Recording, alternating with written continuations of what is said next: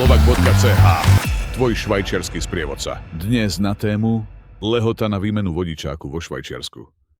Ak žijete vo Švajčiarsku a máte slovenský vodičský preukaz, môžete s ním jazdiť maximálne 12 mesiacov od prvého prihlásenia pobytu. Táto lehota sa nezačína nanovo pri predĺžení ročného povolenia L. Predĺženie nie je nová registrácia. Nová lehota začne plynúť iba vtedy, ak sa zo Švajčiarska oficiálne odhlásite a neskôr sa znovu prihlásite ako nový rezident. Na sociálnych sieťach sa objavujú príbehy ľudí, ktorí jazdia roky bez výmeny preukazu a nič sa im nestalo. Áno, niekomu to môže vychádzať aj roky. Objavujú sa však aj prípady, keď kontrola prišla už krátko po uplynutí lehoty a to riziko nestálo za to.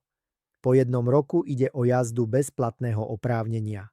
Hrozí vysoká pokuta, zákaz jazdy, v niektorých prípadoch aj povinnosť absolvovať nové skúšky a pri nehode problémy s poisťovňou.